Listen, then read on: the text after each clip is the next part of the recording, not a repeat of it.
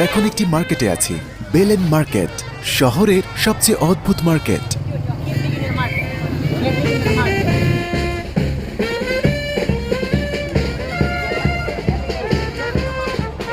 এই অদ্ভুত মার্কেটটি শুধু সকালেই খোলে। পুরো পেরুতেই এটি বেশ ভিন্ন। এই মার্কেটটি আমাজনের মাঝখানে, আর এখানে সবকিছু আমাজন থেকে আসে, একেবারে জঙ্গল থেকে।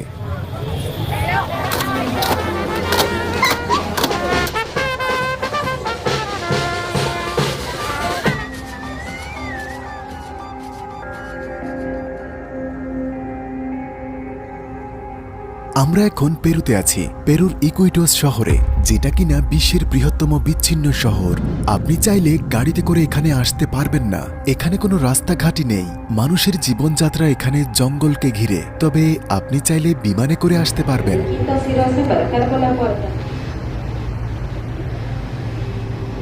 অথবা নদীপথে নৌকা নিয়েও চলে আসতে পারেন। জঙ্গল আর নদীতে এমন সব প্রাণী পাওয়া যায় যা পৃথিবীর অন্য কোথাও দেখা যায় না, যেমন অ্যানাকোন্ডা এবং জাগুয়ার। আর অ্যামাজন মনস্টার। হাই, আমি লুসিয়া কোবলেন্টস। আমার বয়স 27 বছর। আমি এই জঙ্গলের মেয়ে। আমি ইকুইটোস, পেরুতে থাকি।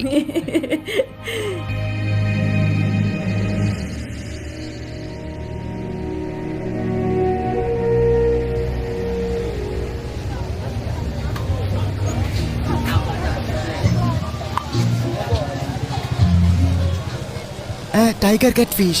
কোথায় পেয়েছেন? হ্যাঁ, আমাজন জঙ্গল থেকে। এটা কি সবাই প্রতিদিন খায়? হ্যাঁ হ্যাঁ, একদম প্রতিদিন, কারণ এটা একদম তাজা। এই মাছ আমরা জাল দিয়ে ধরি, বড় জাল। বেশ বড়, তাই না? হ্যাঁ, এটা বিশাল। জঙ্গলে প্রচুর আছে। খেতে কি মজা? সত্যি বলতে অনেক মজা। দেখুন, এটা আমাজন থেকে এসেছে। আপনারা দেখলেন তো ক্যাটফিশ কত বড় হয়ে থাকে। এখানে আমাজনে তারা যে মাছগুলো খেয়ে থাকে তা সবই এই আকারের। তারাই বিশাল ক্যাটফিশের মতো আমাজনে যা পায় তাই খায়। তারা সিগারেটগুলো রোল করে, এরপর বিক্রি করে। এখানে সিগারেট বানাচ্ছে। এটা খুব কড়া। আপনি গন্ধটা শুকে দেখুন, কড়া গন্ধ। দেখুন কত তামাক। এটাই কিন্তু সিগারেটের ভেতরে থাকে। এটা রাস্তায় খোলামেলা বিক্রি হয়ে থাকে। আমাজনে আসলে আপনি সব অদ্ভুত জিনিসের দেখা পাবেন। এখানে অসংখ্য। উনি এখানে একটা প্যারাসেলের নিচে বসে সিগারেটের রোল বানাচ্ছে। সে এখানে কাজ করে থাকে। তারা এইভাবে বিক্রি করে। তারা খুব দ্রুত রোল করছে। এটা খুব স্ট্রং। তারা কি এই সবগুলো রোল করবে? হ্যাঁ।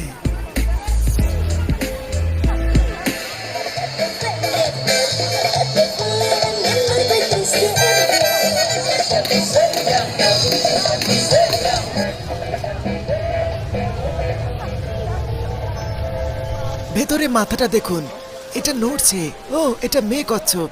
এর বুকটা দেখুন, খেতে অনেক মজা, খেতে অনেকটা শুয়োরের মতো। আগামীকাল আমরা এটা এখানে খাবো। সত্যি? হ্যাঁ, এটা মজার। এখানে কচ্ছপও বিক্রি করে। কত বড়! তারা এটা খেয়ে থাকে। ওরা এখানে সব কিছু খায়। বেচারা ছোট্ট কচ্ছপ, সে এখন বাজারে খাবারের পণ্য।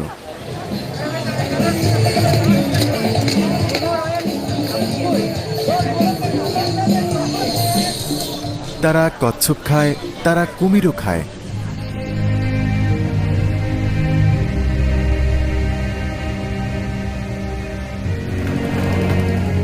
দেখুন, এটা একটা ভাসমান শহর। দেখুন, ভাসমান বাড়ি। ওই যে ওটা আমার বাড়ি। আমি ওই গ্রামে থাকি। যদিও এই শহর সম্পদে ভরপুর, কিন্তু এটা এখনো খুব গরিব শহর।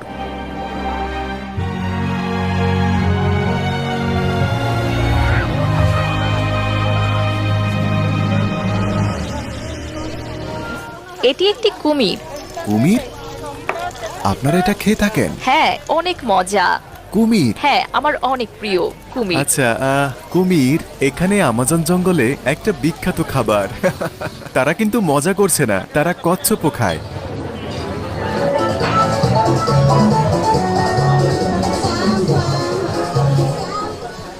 এমনকি তারা কিন্তু কচ্ছপের ডিমও খায়। এই যে দেখুন, এটা কিন্তু মুরগির ডিম না।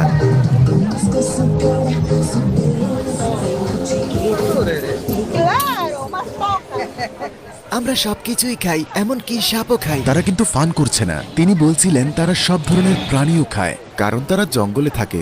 এই শহরে বাইরে থেকে কোনো গাড়ি আসা যাওয়া করতে পারে না। তবে ভাবুন এখানকার জীবনযাত্রা কেমন। তাহলে তারা এখানে কেন থাকে? কেনই বা তারা এখানে বসবাস করার সিদ্ধান্ত নিয়েছে? মানে একেবারে জঙ্গলের মাঝখানেই বা কেন? এই জায়গা বেছে নেওয়ার কারণ কি? 6 লাখেরও বেশি মানুষ এখানে বাস করে। এর কারণ হলো মূলত এই জায়গায় এমন এক জিনিস আছে যাকে বলা হয় রাবার গাছ। এই গাছটি খুবই বিখ্যাত, আর এটা ব্রাজিলের এই শহর থেকেই পাওয়া যায়।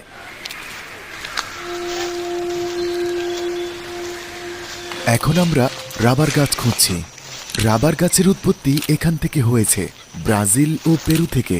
তখন সরকার এটা সংরক্ষণ করত যাতে এর বীজ কেউ নিয়ে না যায়, পৃথিবীর অন্য কোথাও যেন রোপণ করতে না পারে। কিন্তু যা হওয়ার তাই হলো। একজন এটা চুরি করলো। সে ব্যক্তি চুরি করে লন্ডনে নিয়ে গেল। পরে তা ভারত ও শ্রীলঙ্কায় নিয়ে গিয়ে রোপণ করলো। এরপর তা মালয়েশিয়া ও ইন্দোনেশিয়ায় ছড়িয়ে পড়ে। পরে তা পৃথিবীর বৃহত্তম শিল্প হয়ে ওঠে। সে আনুমানিক ৭৪,০০০ বীজ নিয়ে গিয়ে লন্ডনের বাগানে লাগায়। এরপর তা এশিয়ার উপনিবেশগুলোতে পাঠানো হয়, যেমন ধরেন মালয়েশিয়া, থাইল্যান্ড, সিঙ্গাপুরও হতে পারে। রাবারের ব্যবসা, আসল রাবার। এই রাবার দ্বিতীয় বিশ্বযুদ্ধের সময় উৎপত্তি হয়েছিল। টোকিওতে বোমা মারার বিমান তৈরির জন্য রাবার দরকার। কিন্তু আসল রাবার এই সব জঙ্গল থেকে আসে, এই গাছগুলো থেকে। এগুলোকে রাবার গাছ বলে, রাবার গাছ। এটা গাছের চারপাশে মোড়ানো হয়। আমরা এখন রাবার জঙ্গলে আছি, কিন্তু দেখে কারখানার মতো মনে হচ্ছে, যেমনটা থাইল্যান্ড, মালয়েশিয়া ও ইন্দোনেশিয়াতে আছে। জার্মানি গাড়িতে যে আসল টায়ার দেখেন, এছাড়াও যত টায়ার দেখেন তা সব কিন্তু এখান থেকে আসে, আসল রাবার থেকে। এটা রাবার গাছ। দেখুন, এটাই রাবার। এই সাদা আঠালো জিনিসটা দেখতে দুধের মতো। তিনি রাবার গাছে আঘাত করলো, আর সাথে সাথে গাছ থেকে রাবার গড়িয়ে বেরিয়ে পড়তে শুরু করলো। যে রাবার থেকে পৃথিবীর সব টায়ার তৈরি হয়, সব কিন্তু এই রাবার থেকেই তৈরি। এটা শুকিয়ে ঠান্ডা হওয়ার পর এভাবে টেনে লম্বা করা যায়। আল্লাহর নিয়ামত, আল্লাহর সৃষ্টি কত সুন্দর, তাই না? এখানে রাবার নিষ্কাশনের জন্য যে শ্রমিকরা কাজ করত, তাদের খুব কঠিন অমানবিকতার সম্মুখীন হতে হতো। এমনকি থাইল্যান্ড, মালয়েশিয়া ও ইন্দোনেশিয়ায় এই শিল্প নিয়ে অনেক জল্পনা কল্পনা আছে। এই রহস্য কেউই উন্মোচন করে না, কারণ এই কারখানাগুলোতে তাদের শ্রমিকদের অনেক শোষণ করা হয়। এ নিয়ে কারোই মাথা ব্যথা নেই। ঠিক যেন বাংলাদেশের পোশাক শিল্পের মতো, যারার কারখানা যে বাংলাদেশে আছে কেউ জানেন? এখানেও একই চিত্র। এই গাছটা জঙ্গলের একেবারে মাঝখানে পেয়েছি। এটা একটা রাবার গাছ। এখানে আঘাত করতেই রাবার গড়িয়ে পড়ল।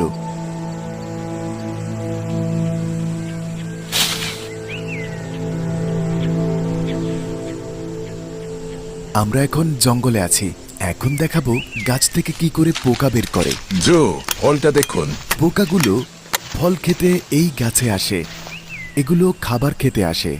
তারা এটা খায় আর ডিম পাড়ে।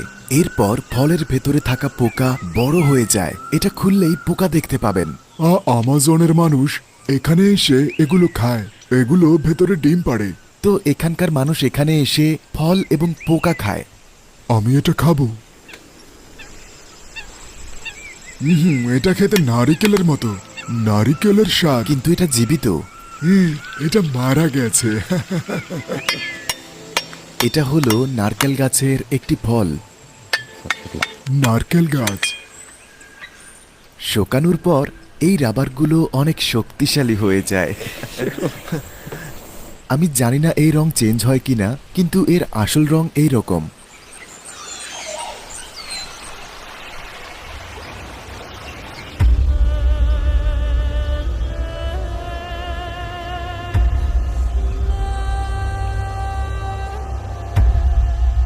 বিশাল আমাজন, আজ রাতে আমরা জঙ্গলে ঘুমাবো, প্রাণীদের সাথে থাকবো, জঙ্গলের মাঝে। জায়গাটা খুব ভয়ের ও বিপজ্জনক, বিশ্বের বৃহত্তম জঙ্গল বলে কথা। কিন্তু পেরুতে শহর থেকে দূরে এই জায়গায় পৌঁছাতে হলে আপনাকে কয়েকদিন ভ্রমণ করতে হবে, জঙ্গলের উপজাতিদের জানার জন্য, অদ্ভুত সব জিনিস দেখার জন্য। তবে তাদের মতে এখানে সবচেয়ে ভয়ঙ্কর প্রাণী হচ্ছে জাগুয়ার। আমাজনের সবচেয়ে বিপজ্জনক প্রাণী হলো অ্যানাকোন্ডা এবং জাগুয়ার। ভাবছেন জাগুয়ার এখানে আর অ্যানাকোন্ডা হলো অনেক বড় সাপ? কি আজব! এখন আমরা জঙ্গলে যাচ্ছি।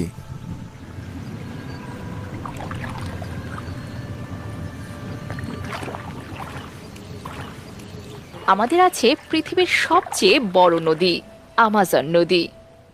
আমাদের এখানে অনেক বড় বড় সাপ আছে, এর নাম অ্যানাকন্ডা। তারা সত্যি ভয়ানক। এখানকার মানুষের জন্য আমাদের অনেক ঐতিহ্যবাহী ওষুধ আছে। জঙ্গল থেকে সব প্রাকৃতিক ওষুধ আমরা পাই। আমি ইকুইটোস ভালোবাসি। ভাবছিলাম আমরা ব্রাজিলে যাব, এই জন্য আপনাকে ফুলহাতা শার্ট পরতে হবে, আর তা মশার কারণে। আপনার সারা গায়ে অনেক রকম হতে হবে, আর তা মশার কারণে। আপনার সারা গায়ে অনেক রকমের স্প্রে করতে হবে, এরকম লম্বা জুতা পরতে হবে। তো আমরা এখন কি করব?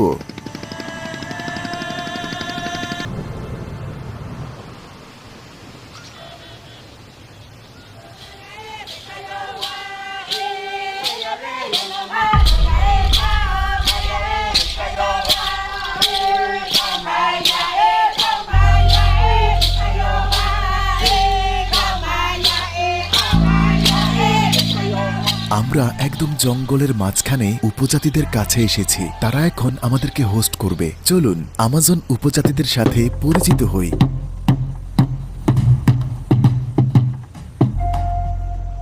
এই উপজাতির নাম কি ভাই?